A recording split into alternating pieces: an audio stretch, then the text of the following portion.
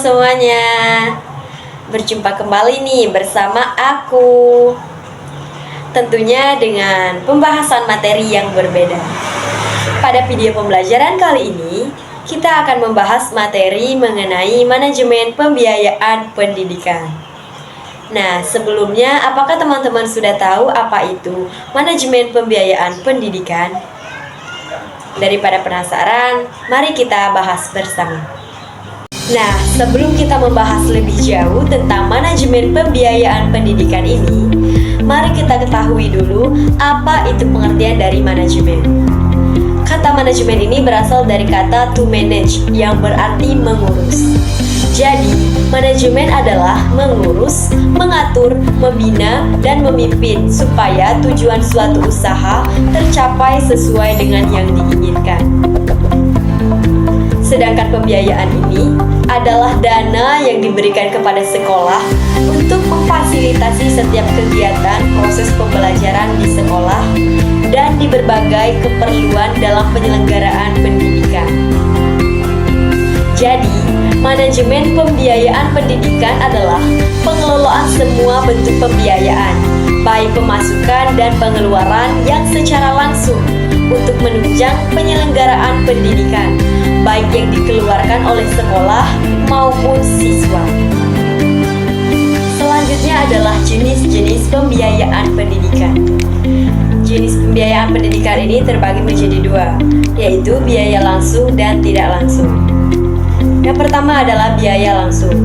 Biaya langsung yaitu pengeluaran dana secara langsung yang digunakan untuk membiayai proses penyelenggaraan pendidikan, pengajaran, penelitian, dan pengabdian masyarakat, termasuk biaya yang secara langsung mengarah pada aspek dan proses pendidikan.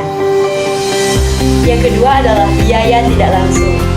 Biaya tidak langsung yaitu biaya yang pada umumnya tidak secara langsung dapat menunjang proses pendidikan di sekolah. Biaya tidak langsung ini memiliki dua jenis, yaitu biaya pribadi dan biaya masyarakat. Selanjutnya adalah sumber pembiayaan pendidikan. Sumber pembiayaan pendidikan ini tergolong menjadi tiga. Yang pertama adalah sumber dana pemerintah, yang kedua adalah sumber dana dari masyarakat, dan yang ketiga adalah sumber dana orang tua atau wali. Yang pertama adalah sumber dana pemerintah. Sumber dana dari pemerintah pusat berasal dari anggaran pendapatan belanja negara atau APBN yang digunakan untuk membiayai segala rutinitas kegiatan yang tercantum dalam daftar isi kegiatan atau DIK, dan juga yang digunakan untuk membiayai pembangunan yang tercantum dalam daftar isian proyek atau DIP. Yang kedua ada sumber dana dari masyarakat. Sumber dana dari masyarakat berupa sumbangan yang berhubungan baik dari perseorangan maupun dari yayasan atau perusahaan yang ada di dalam maupun di luar negeri yang mempunyai perhatian besar terhadap sektor pengembangan bidang pendidikan. Dan yang ketiga adalah sumber dana orang tua atau wali. Pengeluaran yang bersumber dari orang tua biasanya disebut dengan pembiayaan infak dan SPP. Berikut ini adalah jenis-jenis pengeluaran orang tua siswa untuk menunjang kegiatan pendidikan yang dipungut oleh sekolah. Yang pertama adalah uang pangkal. Yang kedua, biaya sekolah per bulan atau SPP. Yang ketiga adalah biaya kegiatan ekstrakurikuler. Dan yang terakhir, biaya operasional pembangunan. Selanjutnya, manajemen pembiayaan pendidikan ini mempunyai ruang lingkup. Ruang lingkup manajemen pembiayaan pendidikan diantaranya adalah 1. Perencanaan, 2. Pelaksanaan, 3. Evaluasi. Yang pertama adalah perencanaan. Perencanaan merupakan kegiatan yang harus dilaksanakan pada awal kegiatan dan selama kegiatan administrasi berlangsung. Tanpa adanya perencanaan atau planning, maka pelaksanaan suatu kegiatan akan mengalami kegagalan dalam mencapai tujuan yang diinginkan. Yang kedua adalah pelaksanaan. yaitu mengarahkan, memberi dorongan, dan memerintah. Pelaksanaan dan manajemen pembiayaan pendidikan mengacu pada perencanaan yang telah ditetapkan.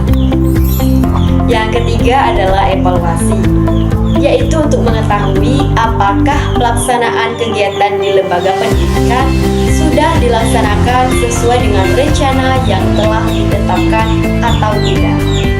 Selain ruang lingkup, selanjutnya juga ada prinsip-prinsip manajemen pembiayaan yang meliputi 1. Transparansi, 2. Akuntabilitas, 3. Efektivitas, dan yang keempat efisiensi. Selanjutnya adalah tujuan manajemen pembiayaan. Yang pertama adalah meningkatkan penggalian sumber-sumber biaya yang ada di lembaga pendidikan. Yang kedua adalah menciptakan pengendalian yang tepat bagi sumber keuangan organisasi pendidikan. Yang ketiga adalah meningkatkan transparansi dan akuntabilitas keuangan lembaga pendidikan. Yang keempat, melakukan peningkatan efektivitas dan efisiensi penggunaan keuangan lembaga pendidikan. Yang kelima adalah meminimalisir penyalahgunaan anggaran dan lembaga pendidikan. Dan yang terakhir, meningkatkan partisipasi stakeholders pendidikan. Selain ruang lingkup, prinsip dan tujuan, selanjutnya juga ada fungsi dari manajemen pembiayaan pendidikan. Yang pertama adalah perencanaan keuangan dengan cara membuat rencana pemasukan dan pengeluaran, serta kegiatan-kegiatan lain untuk periode tertentu. Yang kedua adalah penganggaran keuangan dengan cara membuat perencanaan keuangan dan membuat detail pengeluaran dan pemasukan. Yang ketiga adalah penyimpanan keuangan, yaitu mencari sumber dana yang ada untuk pengoperasionalan kegiatan lembaga pendidikan. Yang keempat adalah penyimpanan keuangan berupa pengumpulan dana lembaga pendidikan, kemudian penyimpanan dana dan mengamankan dana tersebut. Yang kelima adalah pemeriksaan keuangan, yaitu dengan cara melakukan sudut internal atau keuangan lembaga pendidikan agar tidak terjadi penyimpangan. Dan yang terakhir adalah pelaporan keuangan, yaitu penyediaan informasi tentang kondisi keuangan lembaga pendidikan sekaligus sebagai bahan evaluasi. Jadi dapat kita simpulkan bersama bahwa pengelolaan dana yang baik dan efisiensi sangat penting untuk mendukung penyelenggaraan pendidikan yang berkualitas. Dengan manajemen yang tepat, sumber daya keuangan dapat dialokasikan secara optimal untuk memenuhi kebutuhan pendidikan serta memperluas akses bagi peserta didik. Nah, teman-teman, itulah tadi penjelasan mengenai materi manajemen pembiayaan pendidikan. Semoga teman-teman dapat memahami dengan baik penjelasan materi pada video pembelajaran kali ini. Dan jangan lupa untuk mengerjakan evaluasi yang telah disediakan pada deskripsi di bawah ini ya, agar teman-teman semua dapat mengukur kemampuan dalam memahami materi kali ini. Semoga mendapatkan hasil yang memuaskan dan nantikan video selanjutnya. Thank you for watching guys. Dadah.